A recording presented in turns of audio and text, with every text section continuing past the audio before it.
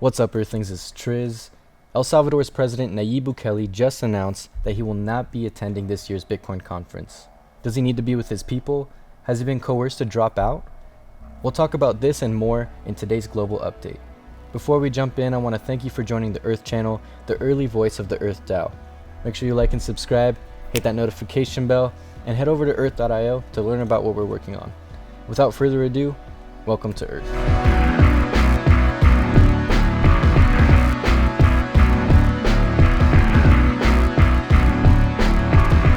As we've talked about in earlier videos, the sports and entertainment industry is becoming real tight with crypto. We've talked about Crypto.com many times before, as they've accumulated a higher number of partnerships with soccer teams, purchases of iconic arena naming rights, and even sponsoring the World Cup. I came across something interesting today when I read that the Ultimate Fighting Championship, or UFC, plans to pay fan bonuses to their fighters in Bitcoin. Well, sorry guys, I'm gonna go be a fighter. This decision was made in association with the UFC's official partner, Crypto.com. Can you believe it? So during the upcoming UFC 273 this Saturday, fan Bitcoin bonuses will be rewarded to the top 3 fighters of the night, ranging from $10,000 to $30,000 respectively. Viewers of the fight from all around the world will vote for the top 3 fighters on the Crypto.com website, which is a crazy marketing move for Crypto.com. Because not only are they definitely going to have banners and commercials during the event, but an interactive experience for the audience that brings them directly to their platform. It's pretty genius, honestly. It's been a wild ride deciding personally how I felt about Crypto.com suddenly putting its name on so many things, like the Staples Center renamed the Crypto.com Arena. That especially threw me off. But really, Crypto.com knows what they're doing, and in the end, their marketing strategy is meant to increase crypto adoption dramatically, which is a win for everyone.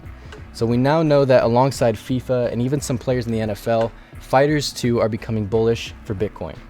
Now, staying on the topic of Bitcoin, during the Bitcoin conference that's taking place at the time of this video, Singaporean payments firm Nium just released a framework for businesses to accept crypto payments.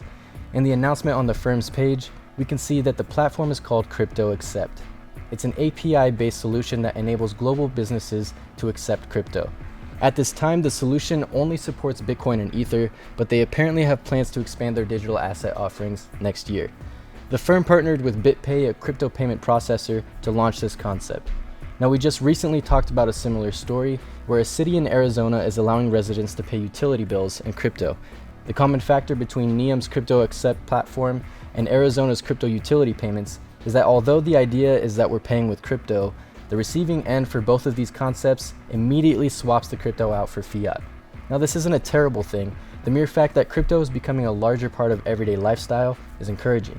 But the whole idea of using something like Bitcoin as a means of exchange is to keep things native, meaning from start to finish, the integrity of the asset is kept intact. Privacy qualities, security, and blockchain-based movements, these are just some of the strongest characteristics of what Bitcoin really is. As Bitcoin continues to climb in value, it'll become apparent that selling for fiat isn't a winning strategy. That being said, it's great to hear that businesses now have an additional route for accepting crypto, even if it really is just multiplying BitPay and Nium's Bitcoin holdings, and it's just like PayPal. Anyways, on to our final story for today. The president of El Salvador, Nayib Bukele, just announced that he will not be attending the Bitcoin conference this year. I was looking forward to seeing how his presence would impact the outcome, but based on the letter that Bukele shared with the Bitcoin conference, it seems he needs to be with his people during this time. We haven't covered the tensions taking place in El Salvador, as our focus has been on the forward movement of crypto in the country. But if you want to know more about what's happening there, I'll leave some links in the description below. So if we take a look at Bukele's letter, he starts off by saying, "Hello friends of the Bitcoin conference, one of the biggest celebrations of the power of freedom, decentralization, and human ingenuity in its fight against ignorance, centralization, and dogma." See, now that level of advocacy is what the Bitcoin conference is all about sharing, but I feel like even just this letter carries the weight of his passion.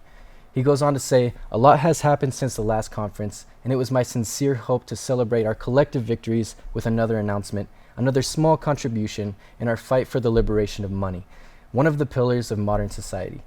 So we can see that Bukele is in the crypto sphere not only for the technology or for bigger pockets, but for the coming together of humanity. We can see how deeply he wants to share the hope of Bitcoin with others who are passionate as well. Alas, this could not be. I have just made the hard decision of canceling my participation in the conference due to unforeseen circumstances in my home country that require my full-time presence as president of a nation. But my heart and the hearts of millions in the country I was blessed to be born in, will be with you during the celebration of humanity. With love, Nayib Bukele, President of El Salvador. What a way to show love to the people of your country, while igniting drive and hope in people all around the world. I can honestly say that this announcement surprised me this morning, but it's all for good reason, and I wish Bukele and the people of his country the best. Anyways, that's all for today, guys. Make sure you like and subscribe, hit that notification bell to stay updated with the early voice of the Earth DAO, and don't forget to visit earth.io to learn about what we're working on. Stay well and safe, everyone. I'll see you next time. There's an inverse relationship between understanding Bitcoin and willingness to spend it. As a person's understanding of Bitcoin grows, their willingness to spend it declines. After all, who wants to spend Bitcoin on a pizza when Bitcoin is expected to continue increasing in value over time? It's simply better to hold on to your Bitcoin and crypto assets and spend your fiat money instead. This is friction for crypto adoption at the payments layer, and this friction will cause larger problems over time if we don't address them now. Welcome to Earth. Earth is a global DAO and a hybrid-backed fixed supply digital asset designed to function at the payments layer. Similar to the gold standard of years past, where paper money was backed by gold, Earth is backed by Bitcoin, Ethereum, and ownership of the planet. Earth asset backing grows as Earth is released to market, as DAO real estate and crypto holdings generate yield, and as NFT royalties are captured through tokenized fractional real estate sales. Earth backed by these assets reduces friction at the payments layer and provides a clear path for crypto adoption and everyday use. And the payments layer is just the beginning. Learn more about Earth, including government onboarding, the Earth DAO, a path toward decentralized global governance, universal basic income, and how Earth will function to improve the human condition and build a stronger planet. Thanks for watching. Be sure to watch the other videos in our educational series.